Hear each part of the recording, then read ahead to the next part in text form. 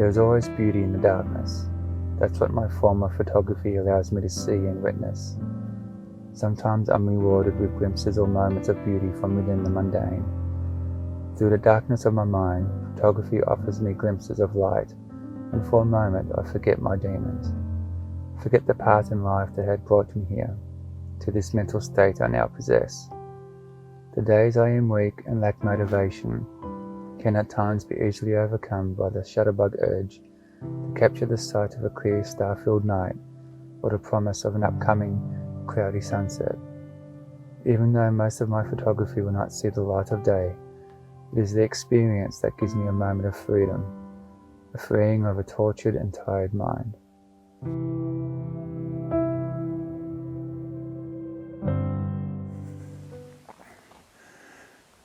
So this video is talk a little bit about why I do what I do.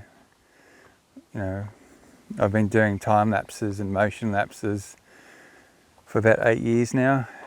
Started off in 2012, which happened to be the same time that my second marriage of 10 years had ended. And at that time I'd given up on life. It's because it was my third major relationship, and I was just basically tired of falling in love, something going wrong, no matter whose fault it was, but the relationship breaking down, and then having to sell everything,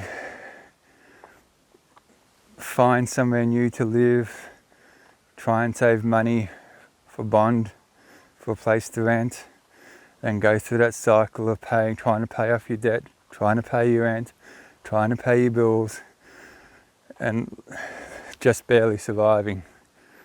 At that time, I just had enough of life. I'd suffered depression most of my life, basically since I was a teenager. I've been diagnosed with post-traumatic stress disorder, which has your usual depression, anxiety, hypervigilance, which is something that I really hate because it means that my mind is always on edge, and so I get scared easily, which doesn't help the anxiety actually when you think about it. So basically I've had depression for quite a while. And just to give you a little bit more information on that, as to why I've had depression since I was a young boy, it's because I was in a car accident when I was 9. A car accident where the whole family was involved. It was a utility, so all my parents and my sister and myself were sitting in the front on the one seat in the ute. Father and sister were killed in that car accident. I was in hospital for about a month and a half, and my mum was in hospital for about 9-10 months. And then my mother passed away when I was 18 in her sleep, and we didn't have a very good relationship because I was so angry and bitter about losing my father, especially. Like, I missed my sister, but my father was like my idol. He was someone I looked up to. So because I was also carrying the guilt of feeling responsible for the car accident, because a few months prior to that, when I was, I got angry with my dad over something to do with my birthday, and I just got so angry that I remember my field of vision darkening and my body getting hot, and I just wished that both my father and sister were dead at that time, a few months before. And then obviously we had the car accident, and they're the only two people that died. So you can understand that, being a 9-year-old boy, why I'd feel responsible. So I've had doctors tell me it's not my fault, but you can't convince me because I think it's too much of a coincidence. So basically, that's something I've been living with. I try to tell myself, no, it's just one of those things, but in the back of my mind, that thought's always there. And then my mum passed away in her sleep, like I said, when I was 18, just when I was starting to get close to talking to her more. Because like I said, I was an angry young man before her death, so I used to scream and shout and stay in my room and punch holes in the wall because I just wanted to hurt myself. I was cutting myself at the time because, I didn't know I had depression at the time, but that's one of the things I was doing. I was self-harming myself and then taking out my frustration on any physical object, mainly to hurt myself. But in the process, I didn't realize that it was obviously also affecting my mother because she was getting scared. So scared that she actually put a lock on her door. But we went to counselling, and through a counselling session, the specialist confronted me and basically told me off for how I was acting. And I think it was their way, obviously, of trying to shock me out of my way of thinking, try to change my behaviour. And I guess in a way it worked, because even though I never went back, because I was just so angry, I saw out of the corner of my eye as they were all yelling at me, attacking me for how I've been. I could see my mum crying, just bawling, just tears running down her face, and then I realised then how much my actions was hurting her. So that moment I changed. I started to spend more time with her in the living room. I started to come out of my room more. I started to talk to her more. So just before she died, we were starting to get closer again. In fact, to the point where the day before, I wished I had said it, but I didn't. But the day before, I almost told her, as she was getting into a taxi to go to the shops, for example, I said to her, I almost said to her that, "Mum, I love you." But I didn't. I did say, "Mum," and she stopped and looked at me and said, "What?" And I said, "Oh, just have a good day." But I wanted to say I love you, and I didn't. And then that night she died. So I guess, it's one of the lessons in life, isn't it? Nobody knows how much time they've got or when their number is up. So don't hold on to that hatred, don't hold on to the anger. Just all that negative energy, just try to let it go and try to move on with life. Say you're sorry. Life's too short. I mean, my sister died when she was 5. But having said that, I'm also a bit of a hypocrite because I'm 51 now and I've got nothing to show for my life. Because even though I know the value of life, I guess, that, it's the small things that really matter and that kind of thing, I've still been so self-absorbed in my anxiety, my depression. I'm always trying not to live in the past, but you can't help it. You lose your family, you lose a big part of yourself.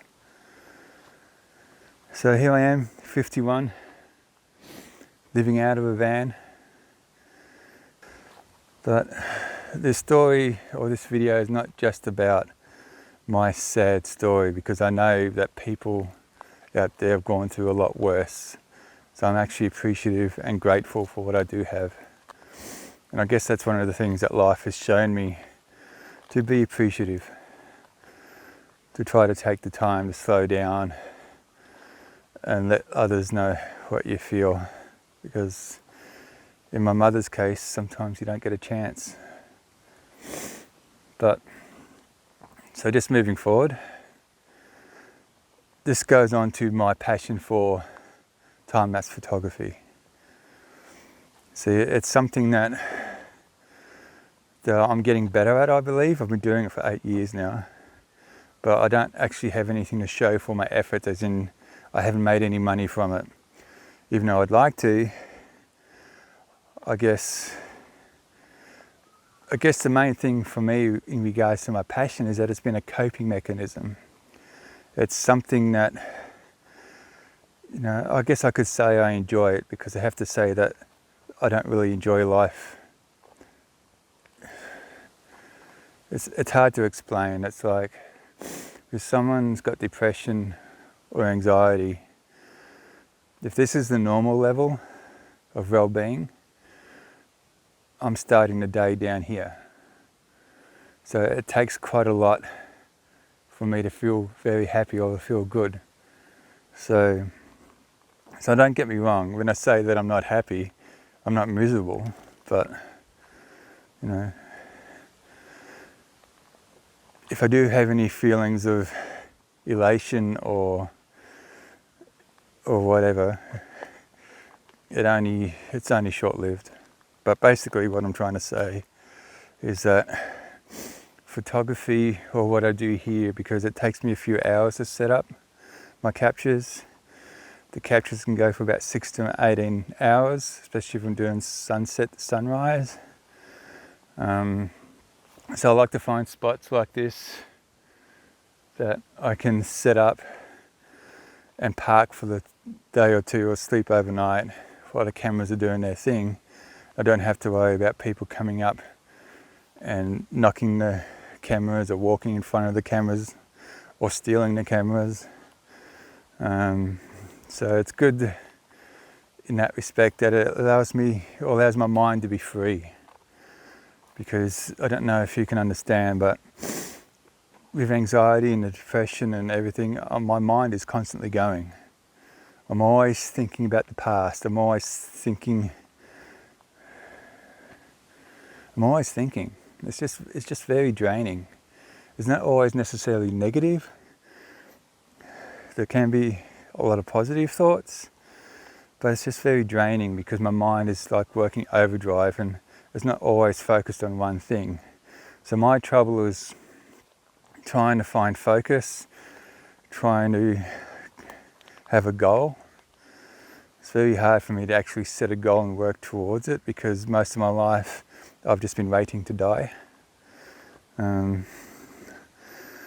So that's one thing my girlfriend, I think, has a bit of trouble understanding, that there's a lot of things I've wanted to do. Like, I want to sell my photos, I want to make money out of our time lapses, but it's not that I don't have the motivation to do it, I just can't see how to do it. I don't know, it's hard to explain. I guess that's what depression is like sometimes. It's a bit like I guess someone once said that it's like running through water. You're running really hard, but there's so much resistance that you're moving slowly. So that's what it feels like for me. But anyway, I'm going off track a bit.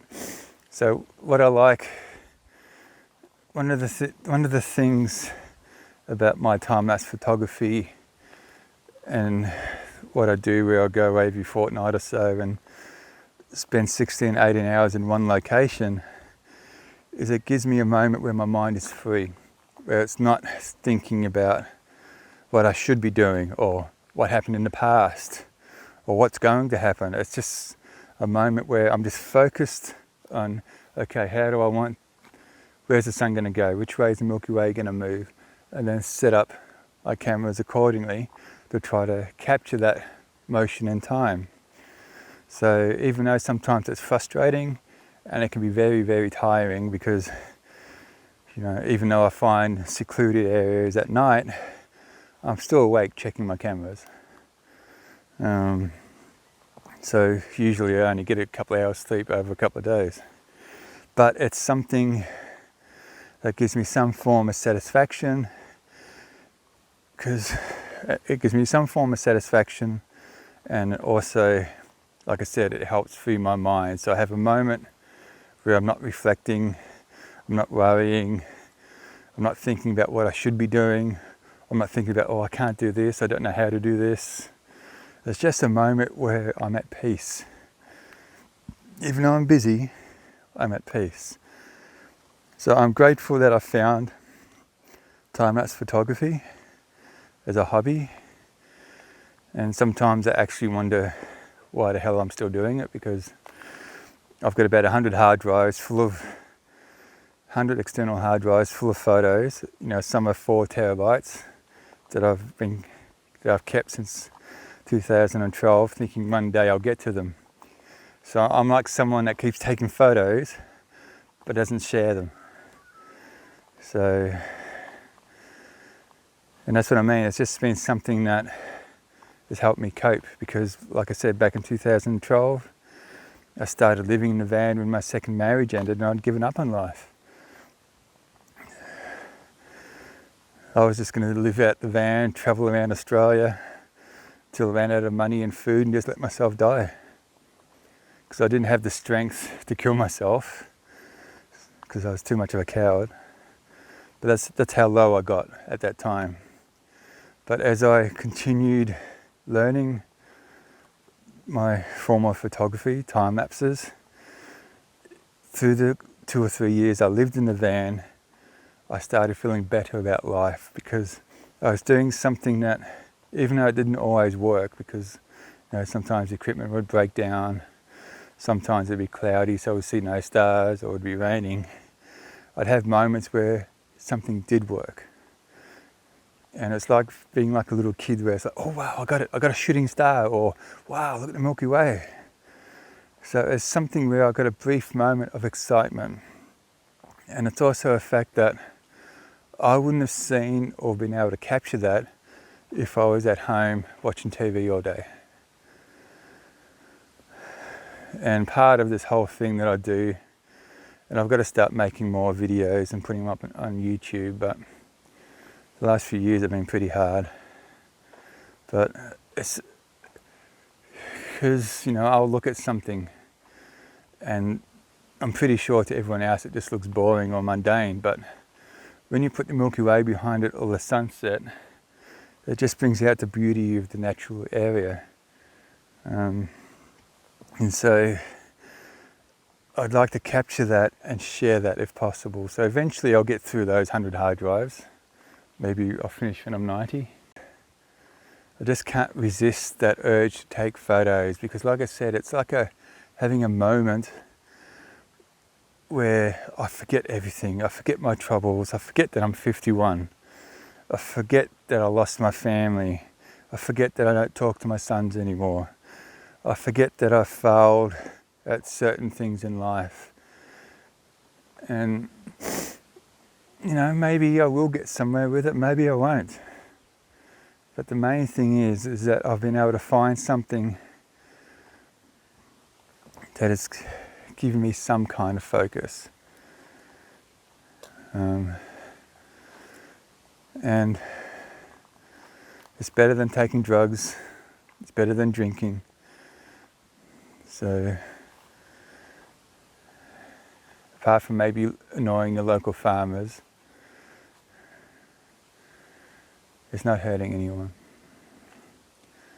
But yeah, so I've kind of gone on a little bit too much, I guess. But I guess the whole purpose of this video, like I said, was about explaining that I'm a broken man, that I have mental issues, I have post-traumatic stress disorder, I have anxiety, depression, I've failed a lot in life. But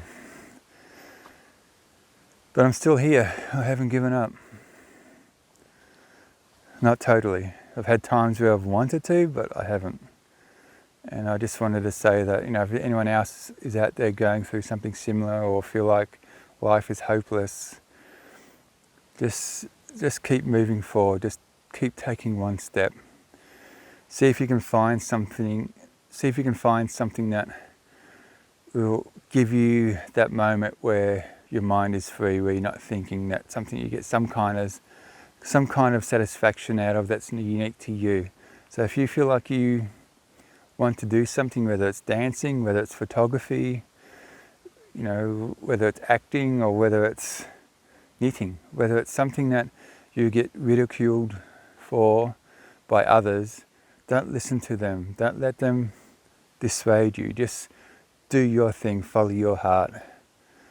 Because even though, like in my case, it might not lead me to financial wealth, it's still given me a reason to live. And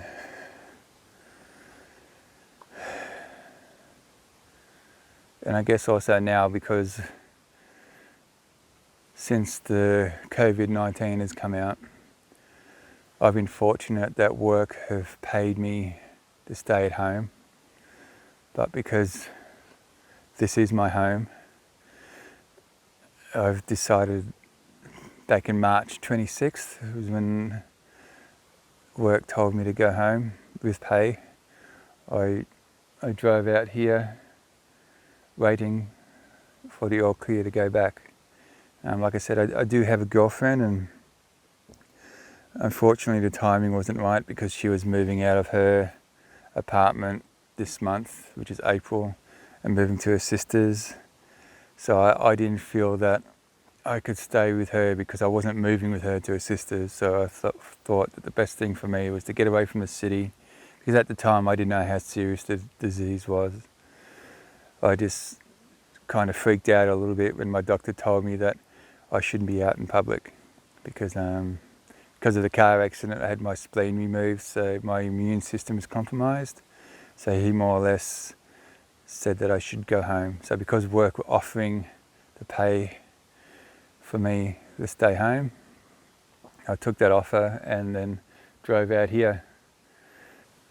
I guess it's one of those things in life that causes you to pause and take stock of your situation, like the car accident did with me when I was younger, even though it probably took years before I realised the consequences of losing someone. But I guess, hopefully this situation with the virus is doing that for a lot of people who might have been too busy working, too focused on, too focused on building up the finances, and that they were missing out on time with family, or maybe now they've had time at home, they've realised, well, this isn't actually what I want to do. So they've started changing their goals or doing something else.